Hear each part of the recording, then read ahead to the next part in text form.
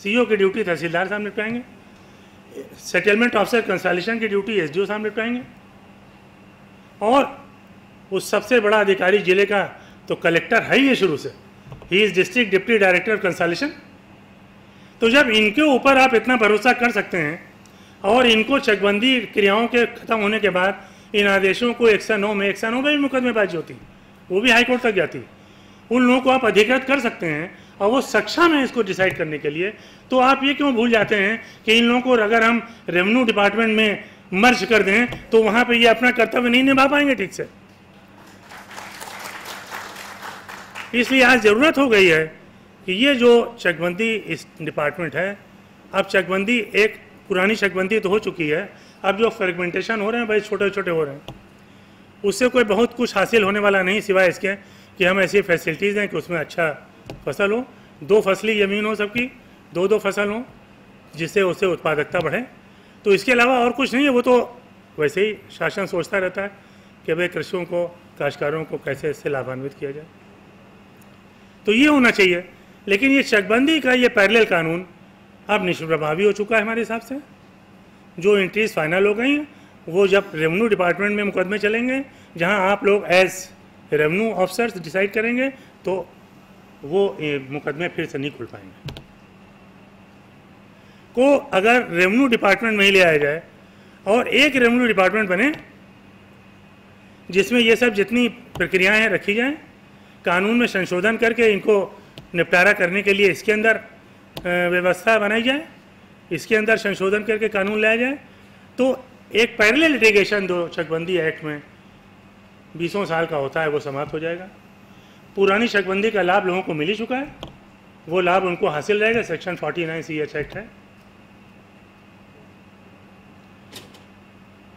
तो मैं ये सोच रहा हूँ कि अब ज़्यादा न लेके, मंच पे भी इतने लोग हैं, आप लोगों से भी बोलने वाले हैं, ये एक रेवेन्यू कोड के लिए आप लोग एक सजेशन रखिए, और रेवेन्यू कोड जब बनेगा तो उसके अंदर आप लोग रेवेन्यू डिपार्टमेंट में ही आप लोगों को मर्ज किया जाए। आप लोग कानून समझने में और जजमेंट देने में तो बहुत दक्ष हैं, इसमें दो राय नहीं। मैं थोड़ा हिम्मत करना चाहता हूं कि एसडीओ साहब के मुकाबले में जब आप रेवेन्यू डिपार्टमेंट में आएंगे तो अच्छे निर्णय आएंगे।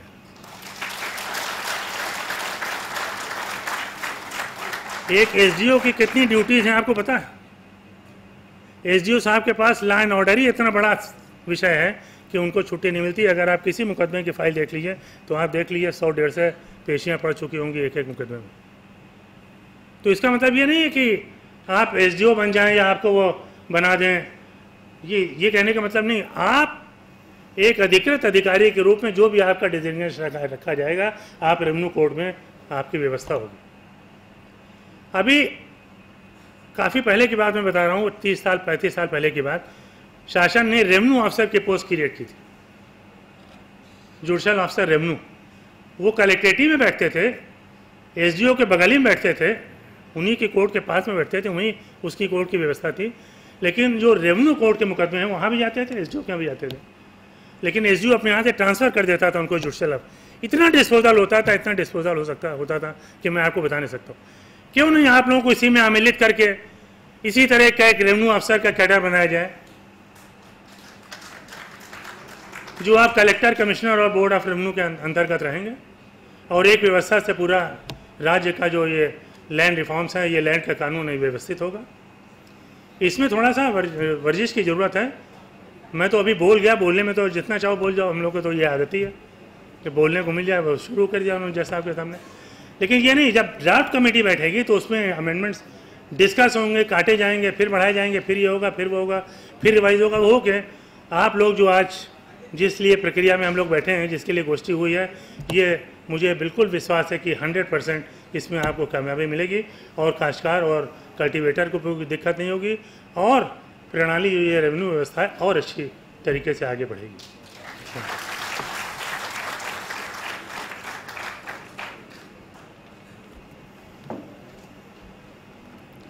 अभी आपने श्री यूशी श्रीवास्तव जी के विचार सुने, बहुत बहुत धन्यवाद उनको। अगले वक्ता के रूप में अब मैं यहाँ पर आमंत्रित करना चाहता हूँ आदरणीय श्री ज्ञानेंद्र शर्मा जी को, पूर्व सूचना आयुक्त, कि कृपया माइक पर आएँ। और अपने विचार सादर इस निवेदन के साथ मैं कहना चाहता हूं कि संक्षेप में रखने का प्रयास करें।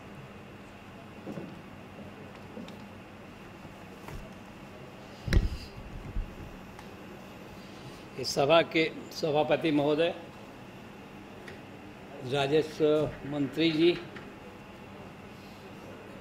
मंचासीन विद्वद्गण, किसान भाइयों के प्रतिनिधिगण, चकबंदी संघ के पदाधिकारीगण और सदस्य और अन्य सुधी श्रोतागण,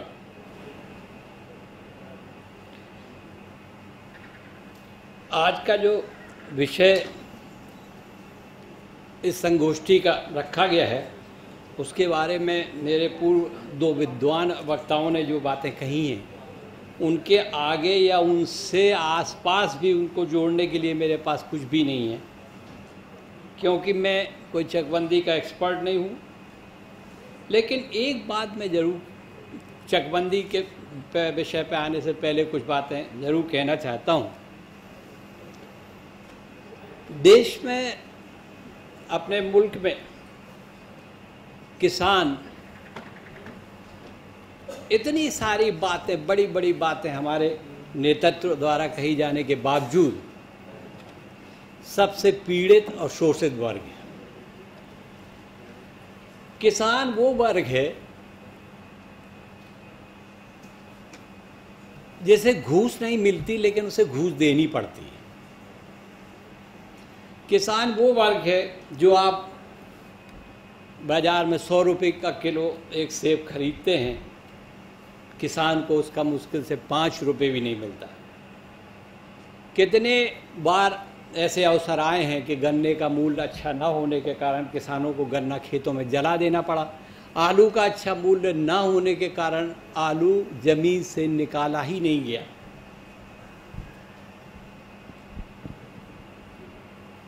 श्री अंबिका चौधरी लगातार दूसरी बार राजस्व मंत्री बनाए गए हैं। शायद मुलायम सिंह यादव जी ने पहले इनको सोचा था, ये सोचा होगा कि राजस्व विभाग का सबसे ज़्यादा ताल्लुक गांव और किसानों से है और श्री चौधरी इसके लिए सबसे सक्षम व्यक्ति हैं। तो उन्होंने 2003 में उनको राजस्व मंत्री बनाया, फिर उनके बेटे की सरकार में फिर उन्हें राजस्व मंत्री बनाया गया। तो अवश्य ऐसी कोई ना कोई बात रही होगी जो राजस्व विभाग में उनकी निपुणता और उनकी सक्षमता को प्रदर्शित करती होगी।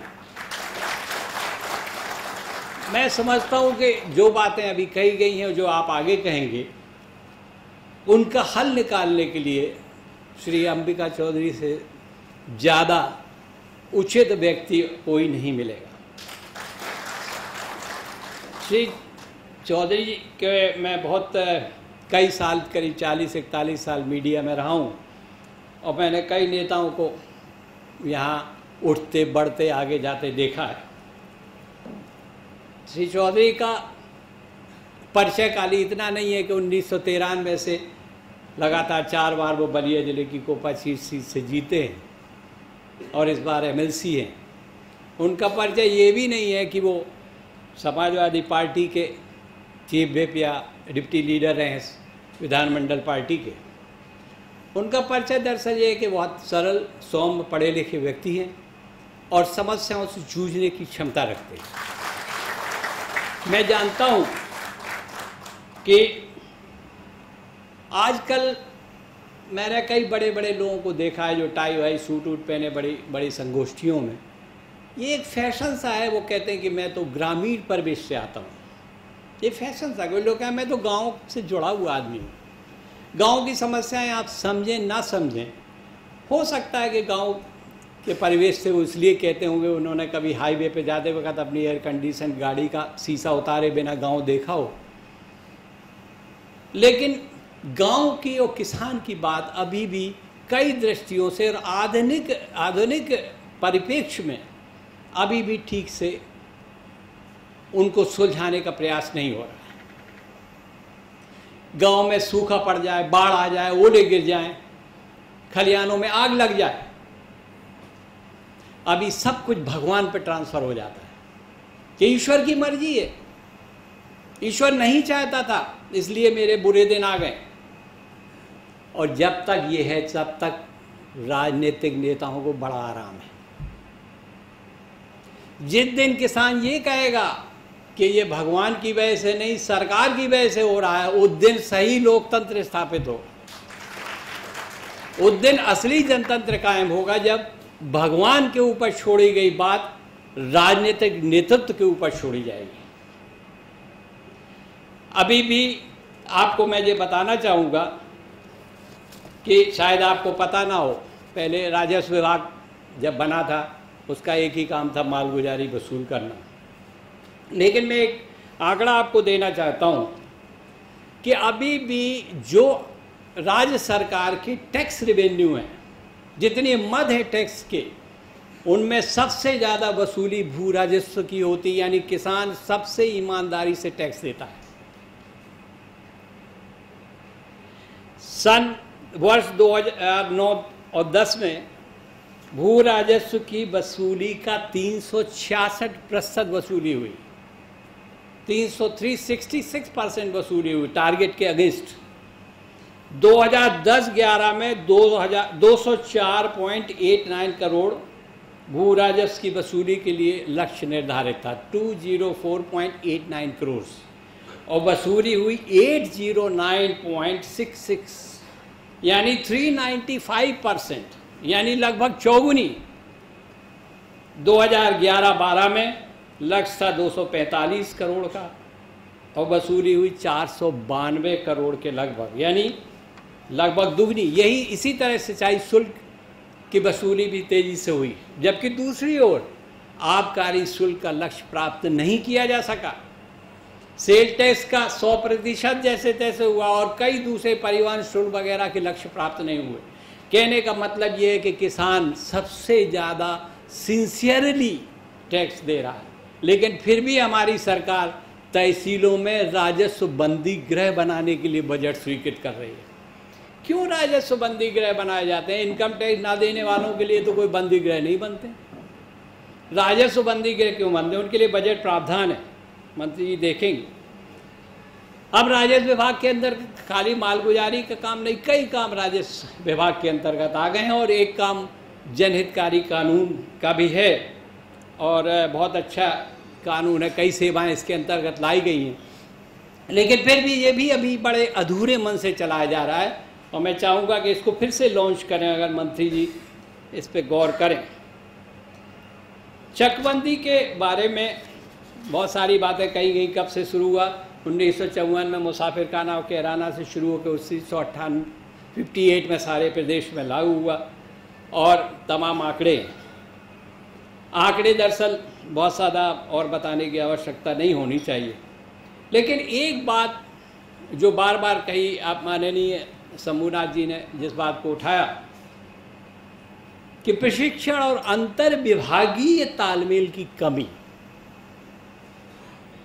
बहुत सारे पावर रेवेन्यू और चकबंदी विभाग के अधिकारियों को ओवरलैप कर रहे हैं, उनमें तालमेल नहीं है और ultimate sufferer is the people. आदमी भुगतता है उसको। प्रशिक्षण का मैं देखता हूं कि प्रशिक्षण नाम की चीज़ से बड़े बड़े अधिकारियों को बड़ी चिढ़ छूटती है। अगर ये कह दिया जाए कि अधिकारियों को प्रशिक्षण लेने की ज़रूरत है, वो समझते हैं उनका अपमान किया जा रहा है। इतने बड़े अधिकारी हम हैं और हमको प्रशिक्षण लेना पड़े। मैं देखता हूँ, मैं सूचना आयोग में पहला प्रदेश का सूचना आयोग रहा हूँ और मैं बार बार ये बात कहता था कि प्रशिक्षण लीजिए, लेकिन लोगों ने ध्यान नहीं दिया। एक जब मामला मेरे पास आया RTI का, और जब ये देखा कि एक मामले में सूचना नहीं दी जा रही है सार्वजनिक उद्यम विभाग के, तो मैंने कहा, बार बार मैं उनसे जन सूचना अधिकारी से पूछता क्या हुआ, क्यों नहीं दी जा रही। अब वो बेचारे सीधे चुपचाप बैठ जाते, बोले साहब कोर्ट की प्रोसीडिंग आपकी ख़त्म हो जाए तो मैं आपको बताऊंगा। मैंने बाद में कहा अच्छा आइए बताइए, तो कह रहे साहब हमारे प्रमुख सचिव वो सूचना देना ही नहीं चाहते।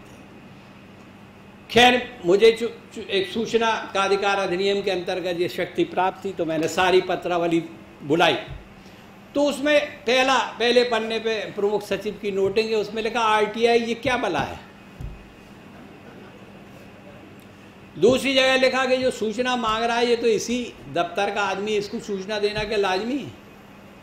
तीसरी जगह लिखा कानून विभाग से राय ले ली जाए, वगैरह वगैरह। मैं देख के हैरान रह गया कि प्रमुख सचिव स्तर के अधिकारी को कानून के प्रति इतनी अनभिज्ञता है और ऐसी स्थिति के बावजूद प्रशिक्षण लेने को कोई तैयार नहीं। उत्तर प्रदेश में दुर्भाग्य से जब टेक्नोलॉजी की बात की जाती है तो जो आदमी टेक्नोलॉजी की बात करता है उसे पिछड़ा हुआ माना जाता है। यह टेक्नोलॉजी, अभी माननीय शंभूनाथ जी ने कहा, आप लोगों ने चाहा भी है कि जो सर्वेक्षण के काम है इनके लिए मॉडर्न टेक्नोलॉजी इस्तेमाल होना चाहिए। सर्वेक्षण का काम ठीक वैसे ही होता है जैसे मेडिकल साइंस में डायग्नोसिस का होता है। अगर डायग्नोसिस प्रॉपर है और अच्छे ढंग से की जाए और समय से की जाए तो कैंसर का भी इलाज हो सकता है। सर्वेक्षण के लिए अभी भी हमारे विभाग उसी पुरानी तौर तरीकों से इंच फीट लेके करने में लगे हुए हैं। मैं एक बात ये कहता हूँ कि ट्रेनिंग क्यों नहीं ठीक से की जाती, टेक्नोलॉजी क्यों नहीं, कंप्यूटर टेक्नोलॉजी के लिए जो बजट है आपका प्रति तहसील 4,000 रुपये प्रति वर्ष, 4,000 रुपये प्रति वर्ष कैसे कंप्यूटर टेक्नोलॉजी। अब सरकार लैपटॉप भी देने वाली है लोगों को, पूरे जगह जगह गांव को ऑप्टिकल फाइबर से जोड़ने की योजना है ताकि इंटरनेट से कनेक्टिविटी का स्पीड तेज हो जाए, लोग इंटरनेट से आपस में कनेक्ट हों और पूरी तेज गति से काम हो। बहुत अच्छी बात है, लेकिन ये मैं ज़माने से यहाँ सुन रहा हूँ। जब यहाँ मैं नवभारत टाइम्स में चीफ रिपोर्टर था, जब कंप्यूटर पहली बार आए और प्रमुख जो उस समय प्रमुख सचिव नहीं होते थे, सचिवों के कमरों में एक एक कंप्यूटर रख दिया गया। बहुत दिनों बाद मेरी ये इच्छा हुई जानने की कि मैं देखूं कि इस कंप्यूटर का सचिव महोदय इस्तेमाल क्या करते हैं। तो मैं किसी न किसी बहाने कई सचिवों के कक्षों में गया तो देखा वो जिस सुनहरे बढ़िया से कवर में आए थे उसी में ढके रखे। और इतना जरूर किया गया कि ये कहा गया कि ये जो कंप्यूटर नाम की मशीन है ये बड़ी डेलिकेट है, गर्मी बर्दाश्त नहीं कर पाती, इसलिए एक एक एसी कमरे में और लगा दिया जाए और उनका कोई इस्तेमाल नहीं। क्यों? कंप्यूटर खरीद के कमरे में रखने से कुछ नहीं होगा, उसकी ट्रेनिंग तो पहले दीजिए लोगों को, how to handle a computer. आज से 10-15 साल बाद जब आपके हमारे ग्रैंड चिल्ड्रन नौकरी मांगने जाएंगे और पीएचडी और एमए और फला की डिग्री देंगे तो उठा के फेंक दी जाएगी, पूछा जाएगा पहले बताओ टेक्नोलॉजी के बारे में कितना जानते हो। दूसरी बात जो अभी कही गई थी कि चकबंदी का एक दुष्परिणाम ये हुआ, और चकबंदी का ही खाली नहीं, जो हमारे संयुक्त परिवारों का जिस तरह से आज के सामाजिक परिवेश में तेज़ी से विघटन हुआ है, उसमें छोटी जोतों की संख्या निरंतर बढ़ रही है और करीब करीब 1 हेक्टेयर से कम की जोतों की संख्या नेशनल सैंपल सर्वे के मुताबिक 77% से ज़्यादा है और सीमांत और लघु किसानों का इन टोटलिटी अगर आप जोड़ेंगे तो 90% को छू लेगा आंकड़ा। ये बात सोचने की है कि छोटी छोटी जोतों में अगर सारे खेत